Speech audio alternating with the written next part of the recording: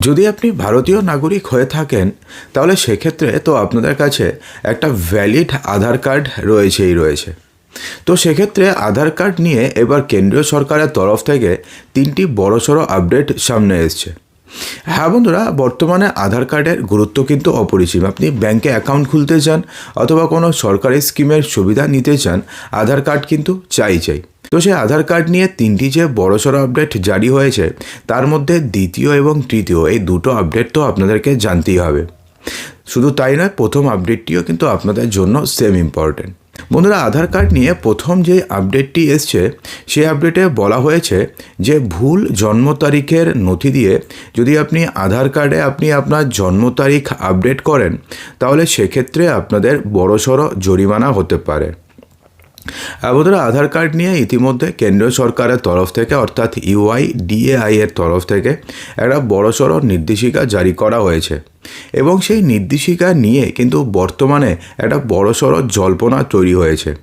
বলা হয়েছে যে কেউ যদি ভুয়ো অথবা ভুল জন্ম তারিখ দিয়ে বা জন্ম তারিখের নথি দিয়ে কেউ যদি নিজেদের আধার কার্ডের ডেট অফ বার্থ আপডেট করে তাহলে সেক্ষেত্রে তার বড়সড় জরিমানা হতে পারে। যদিও এই সুযোগ দেওয়ার পাশাপাশি সংশ্লিষ্ট আধার গ্রাহক বা অভিভাবকের নামে FIR করতে পারে আধার কর্তৃপক্ষ। দেখুন, বর্তমানে আপনি একটি নির্দেশিকাতে জানানো হয়েছে যে বাংলায় SIR পর্ব চলছে, তার মধ্যে এমন নির্দেশিকা আসায় কিন্তু একটা বর্তমানে আতঙ্কের তৈরি হয়েছে। আধার কর্তৃপক্ষ বলেছে যে মূলত 3টি কারণেই কেউ আধার কার্ডে জন্ম তারিখ পরিবর্তন করতে পারে। দেখুন, আধার কার্ডে জন্ম তারিখ আপনি মাত্র একবার পরিবর্তন করতে পারবেন এবং 3টি কারণে মেইনলি জন্ম তারিখ পরিবর্তন করা হয়। তার মধ্যে প্রথমটি হচ্ছে যাদের জন্ম তারিখ স্পষ্ট করে আধার কার্ডে লেখা না থাকে তারা একবার জন্ম তারিখ পরিবর্তন করতে পারে, আর সেই সংক্রান্ত নথি আধার কর্তৃপক্ষের ডেটাবেসে থাকে। যদি আধার গ্রাহক ভুল জন্ম তারিখ দিয়ে থাকেন অথবা অপারেটর অর্থাৎ যিনি এন্ট্রি করেছেন তিনি যদি ভুলভাবে কারো জন্ম তারিখ যদি এন্ট্রি করে থাকেন তাহলে সঠিক জন্ম তারিখের নথি দিয়ে যে কেউ একবার আধার কার্ডের জন্ম তারিখ পরিবর্তন করতে পারবে। কিন্তু তিনি যদি যখন জন্ম তারিখ আপডেট করবেন তিনি যদি ভুয়ো নথি দিয়ে জন্ম তারিখ আপডেট করার চেষ্টাও করেন না, তাহলে সেক্ষেত্রে কিন্তু তার বড়সড় জরিমানা হবে, এমনকি তার নামে তার অভিভাবকের নামে FIR পর্যন্ত করতে পারে এবার আধার কর্তৃপক্ষ। কিন্তু যদি ভুলটা আধার কর্তৃপক্ষের হয় তাহলে কি হবে, সেক্ষেত্রে কিন্তু সেই প্রশ্ন উঠছে। অর্থাৎ কোনো কারণে কেউ ধরুন সঠিক ডকুমেন্টস দিয়ে কেউ ধরুন আধার কার্ডে জন্ম তারিখ পরিবর্তন করলো, তো সেক্ষেত্রে ধরুন আধার কর্তৃপক্ষ ভুল করে জন্ম তারিখ চেঞ্জ করে দিল, তো সেক্ষেত্রে কি হবে সেটাও কিন্তু একটা প্রশ্ন তৈরি হয়েছে। এদিকে আধার কর্তৃপক্ষের নয়া নিয়মে বলা হয়েছে যে সদ্যজাত থেকে 18 বছর বয়সের নাগরিকদের আধারের জন্য জন্ম শংসাপত্র বাধ্যতামূলক। অর্থাৎ কেউ যদি নতুন করে আধার কার্ডের জন্য আবেদন করতে চায় তার বয়স এখন যতই হোক না কেন, আধার কার্ডের জন্য এবার থেকে জন্ম সার্টিফিকেটটাকে বাধ্যতামূলক করা হয়েছে। এর আগে কিন্তু আধার কার্ড করতে কোনোদিনও জন্ম তারিখ জন্ম প্রমাণপত্র লাগতো না, কিন্তু এবার থেকে জন্ম প্রমাণপত্রকে বাধ্যতামূলক করা হয়েছে। যদি 18 বছর বা তার বেশি বয়সের কোনো ব্যক্তি আগে জন্ম শংসাপত্র জমা করে থাকেন এবং সেখানে যদি জন্ম তারিখ ভুল থাকে তাহলে তিনি সংশোধিত জন্ম শংসাপত্র দিয়ে আধার কার্ড তিনি আপডেট করাতে পারবেন। এবং এটা কিন্তু বলা হয়েছে যদিও এই শংসাপত্রের রেজিস্ট্রেশন নম্বর অপরিবর্তিত থাকতে হবে, অর্থাৎ যেই শংসাপত্র দেওয়া হবে সেই শংসাপত্রের রেজিস্ট্রেশন নাম্বার কিন্তু অপরিবর্তিত থাকতে হবে। এমনকি কোনো ব্যক্তি যদি আগে জন্ম শংসাপত্রের পরিবর্তে অন্য কোনো নথি জমা দিয়ে থাকেন এবং সেখানে যদি জন্ম তারিখ ভুল থাকে সেক্ষেত্রেও সংশোধিত নথি পেশ করে তারপরে কিন্তু তারিখ পরিবর্তন করা যাবে, অন্যথায় নয়। অর্থাৎ এর আগে আধার কার্ডে জন্ম তারিখ পরিবর্তন করাটা যতটা ইজি ছিল এবার কিন্তু আধার কার্ডে জন্ম তারিখ আপনি ততটা ইজিলি পরিবর্তন করতে পারবেন না। তো এই গেল হচ্ছে দুটো আপডেট।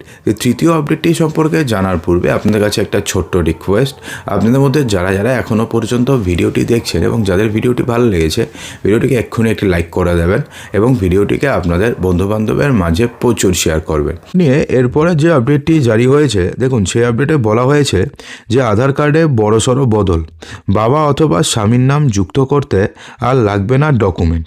আর বন্ধুরা, এখন থেকে আধার কার্ডে যদি কেউ বাবার নাম অথবা স্বামীর নাম যুক্ত করতে চায় তাহলে সেক্ষেত্রে কোনো ডকুমেন্টস লাগবে না, অথবা এক জায়গা থেকে অন্য জায়গায় কোনো কারণে থাকার কারণে ঠিকানার পরিবর্তন করতে হয়। আর তখন যদি দেখেন যে আধার কার্ডে এইরকমই সমস্যা রয়েছে, বাবার নাম অথবা স্বামীর নাম নেই, তাহলে অনেক সময় কী হয়, বহু মানুষ আতঙ্কে পড়ে যায়। এছাড়া এই আধার কার্ডের নাম যুক্ত করা অথবা ঠিকানা পরিবর্তন করা সাধারণ মানুষকে নানাবিধ সমস্যার মুখে ফেলে, এবং এই কারণে কিন্তু নতুন এই নিয়মটি এনেছে ইউআইডিআই কর্তৃপক্ষে, যাতে সাধারণ মানুষের হয়রানি কমে। হ্যাঁ বন্ধুরা, বাবা অথবা স্বামীর নাম সংযোজনে আধার কার্ডের নতুন নিয়মে বলা হয়েছে যে ভোটার কার্ড, প্যান কার্ডের মতন ভারতীয় নাগরিকদের অন্যতম গুরুত্বপূর্ণ পরিচয়পত্র হচ্ছে আধার কার্ড। এবার এই আধার কার্ডকে অনেক সময় বাবা অথবা স্বামীর নাম সংযুক্ত করা অথবা ঠিকানা পরিবর্তন করার প্রয়োজন হয়। এটি বিশেষত মহিলাদের ক্ষেত্রে সবথেকে বেশি হয়ে থাকে, কারণ বিয়ের পরে মহিলাদের বাবার নামের পরিবর্তে স্বামীর নাম যুক্ত করা এবং ঠিকানা পরিবর্তন করা অত্যন্ত জরুরি কাজ হয়ে দাঁড়ায়। এতদিন এই কাজটি করতে গিয়ে সাধারণ মানুষকে অনেক সময়তে নানাবিধ সমস্যার সম্মুখীন হতে হয়েছে, আর এই সমস্যার মূল কারণ ছিল নথিপত্রের অভাব। তবে এবার থেকে যাতে ব্যবহারকারীদের এই সমস্যার সম্মুখীন না হতে হয় তার জন্য সুখবর নিয়ে এসছে ইউআইডিআই। এখন থেকে আপনি যদি অভিভাবকের নাম পরিবর্তন করতে চান তাহলে সেক্ষেত্রে সাধারণ মানুষের হয়রানি অনেকটাই কমবে। আগে আধার কার্ডে হেড অফ ফ্যামিলি তথ্যের ভিত্তিতে ঠিকানা বা অভিভাবকদের নাম আপডেট করতে হলে একাধিক সাপোর্টিং ডকুমেন্ট আপলোড করতে হতো, যেখানে ম্যারেজ সার্টিফিকেট, রেশন কার্ড বা অন্য কোনো সরকারি প্রমাণপত্র জোগাড় রাখতে না পারলে আবেদনপত্র খারিজ করে দেওয়া হতো। তবে এই নিয়মে এবার নিয়ে আসা হয়েছে বড়সড় পরিবর্তন। এখন থেকে পরিবারের প্রধান অর্থাৎ বাবা অথবা স্বামী সম্মতির ভিত্তিতে এই পরিবর্তন আপনি করতে পারবেন। এর জন্য আবেদনকারীকে কোনো বাড়তি প্রমাণপত্রই আপলোড করতে হবে না। বলা হয়েছে যে আপনি এই কাজটি সম্পূর্ণ বাড়িতে বসেও করতে পারবেন। তো তার জন্য কি করতে হবে, প্রথমে মাই আধার পোর্টালে যেতে হবে এবং সেখানে নিজেদের আধার নম্বর দিয়ে লগ ইন করতে হবে। মনে রাখবেন যে লগ ইনের জন্য আধারের সাথে মোবাইল নম্বর লিঙ্ক থাকাটা কিন্তু বাধ্যতামূলক। এরপরে যে ড্যাশে আপনি অ্যাড্রেস আপডেট অপশনটিকে বেছে নিতে হবে। তারপরে দুটি বিকল্প পাবেন, তার মধ্যে head of family best Aadhaar update এই অপশনটিকে আপনাকে ক্লিক করতে হবে।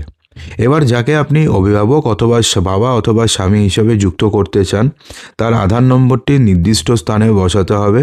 তারপরে ড্রপডাউন মেনু থেকে তার সাথে আপনার সম্পর্ক নির্বাচন করতে হবে, অর্থাৎ তিনি আপনার বাবা নাকি তিনি আপনার স্বামী। তবে মাথায় রাখবেন যে এই পরিষেবাটির জন্য আপনাকে 75 টাকা প্রসেসিং ফি দিতে হবে। আপনার পেমেন্ট হয়ে গেলে আপনি একটি এসআরএন পাবেন এবং এটিকে আপনাকে সেভ করে রাখতে হবে।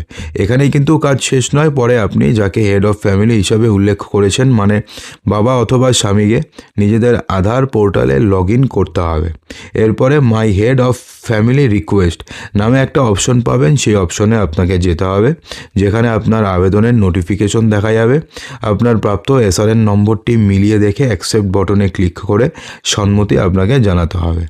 এই পদ্ধতির কিছু দিক মনে রাখা অত্যন্ত জরুরি, কারণ সবগুলো যদি ঠিকঠাকভাবে না করেন তাহলে ভবিষ্যতে সমস্যায় আপনাকে পড়তে হবে। কারণ আপনি যার আধার রেফারেন্স হিসেবে ব্যবহার করছেন সেটি তার কার্ডের ঠিকানার বানান বা পদবি আছে তা অবিকল সেটাই আপনার আধার কার্ডে প্রিন্ট হয়ে আসবে। অর্থাৎ ধরুন আপনাদের আপনি ধরুন আপনার কাউকে আপনি স্বামী হিসাবে দেখাতে চাইছেন, তো সেক্ষেত্রে আপনি যদি কোনো ভুল করে অন্য কারোর নাম্বার যদি দিয়ে দেন তাহলে তাকে আপনার স্বামী দেখিয়ে দেবে। অর্থাৎ সেই নম্বরটিকে অবশ্যই আপনাকে ঠিকভাবে দিতে হবে। তো তার সেই তথ্যে যদি কোনো ভুল থাকে, অর্থাৎ তার যদি তথ্যে কোনো ভুল থাকে তাহলে সেক্ষেত্রে কিন্তু আপনার কার্ডেও ভুল চলে আসবে। আর একবার যদি পেমেন্ট হয়ে যায় তাহলে পরিবারের প্রধানের রিকোয়েস্ট বাতিল করে দেন তাহলে সেক্ষেত্রে 75 টাকা কিন্তু কোনোভাবেই ফেরত পাবেন না। এটি সাধারণ পরিবারের সম্মতি দেওয়া 30 দিনের মধ্যে নতুন আধার কার্ড হয়ে আপনাদের বাড়িতে পৌঁছে যাবে।